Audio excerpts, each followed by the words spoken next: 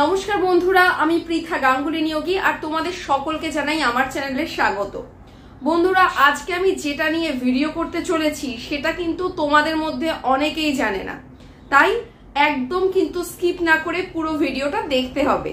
আমরা কিন্তু প্রায় শুনি যে মৃত মানুষের যখন নাম লেখা হয় তার নামের আগে নাকি চন্দ্রবিন্দু বসিয়ে দেওয়া হয় বা তার নামের ঠিক ওপরে, কিন্তু ওটা কি সত্যি চন্দ্রবিন্দু? প্রথমেই বলে রাখি, চন্দ্রবিন্দু আর এই জিনিসটা এটা কিন্তু আলাদা। মৃত মানুষের নামের ওপরে যেটা বসায় বা যেটাকে আমরা বলে থাকি চন্দ্রবিন্দু বসাচ্ছি, ওটা অ্যাকচুয়ালি কিন্তু চন্দ্রবিন্দু নয় বন্ধুরা। এটাকে বলা হয় ঈশ্বর চিহ্ন। আমাদের শাস্ত্রে বলা হয় যারা মারা যায় তারা নাকি ঈশ্বর প্রাপ্তি হয়, সেখান থেকেই কিন্তু এই চিহ্নটার উৎপত্তি হয়েছে। অর্থাৎ যে মানুষ মারা যাচ্ছেন, সেটা মহিলা হোক বা পুরুষ হোক, লিঙ্গ নির্বিশেষে তাদের নামের ঠিক ওপরে এই চিহ্নটা বসানো হয়। এই চিহ্নটা কিন্তু চন্দ্রবিন্দু নয়, এই চিহ্নটা একটা চিহ্ন আর এটার নাম ঈশ্বর চিহ্ন। আর বন্ধুরা, আমি এখানে যেটা লিখেছি এটা হলো চন্দ্রবিন্দু। চন্দ্রবিন্দু হলো বাংলা ব্যঞ্জন বর্ণমালার একটি অন্যতম বর্ণ।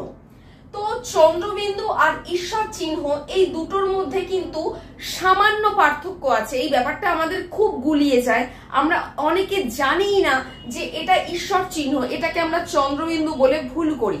কিন্তু এই দুটো চিহ্নের মধ্যে একটু পার্থক্য রয়েছে। এটা হলো বর্ণ, ব্যঞ্জন বর্ণ, আর এটা হলো একটা চিহ্ন। আর তোমরা যদি ভালো করে দেখো তাহলে দেখতে পাবে চন্দ্রবিন্দুর কিন্তু ডান হাত আর বাঁ হাত দুটোই সমান হয়, কিন্তু ঈশ্বর চিহ্নের বাঁ হাতের থেকে ডান হাতটা কিন্তু একটু বেশি দীর্ঘ হয়।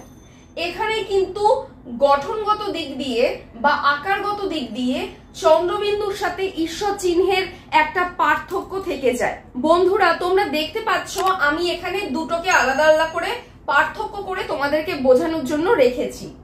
এই ঈশ্বর চিহ্নের নিচে আমি লিখেছি ঝুমা রায় আর সাগর বসু। ধরে নিচ্ছি এই দুজন মানুষ মৃত, তাই এদের নামের একদম শুরুতে আমি এখানে মাথায় লিখে দিয়েছি ঈশ্বর চিহ্ন। দেখতেই পাচ্ছ এই যে বাঁ হাতের থেকে ডান হাতটা অনেকটা বেশি কিন্তু লম্বা, এখানেও তাই।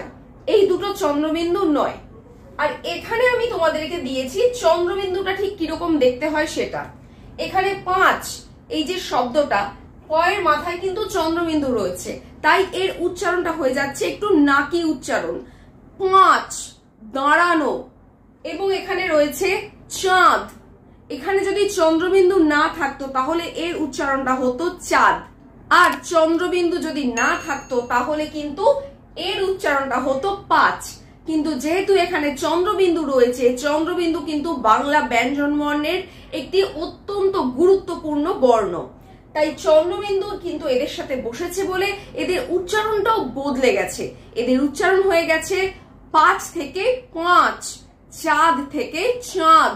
তাহলে বুঝতেই পারছো বন্ধুরা, চন্দ্রবিন্দু আর ঈশ্বর চিহ্ন দুটো কিন্তু সম্পূর্ণ আলাদা আলাদা দুটো বিষয়। আমরা কিন্তু অনেক সময় ভুল করে দুটোকে একই রকম লিখে ফেলি। দুটোকে কিন্তু কখনোই একরকম লেখা উচিত নয়, কারণ দুটোর মধ্যে কিন্তু আকারগত দিক দিয়ে অনেক ডিফারেন্স রয়েছে। তাই এখন থেকে চন্দ্রবিন্দু আর ঈশ্বর চিহ্নের পার্থক্য আশা করি তোমরা বুঝতে পেরেছো। আর ভিডিওটা কেমন লাগলো সেটা কিন্তু আমাকে জানাতে ভুলো না।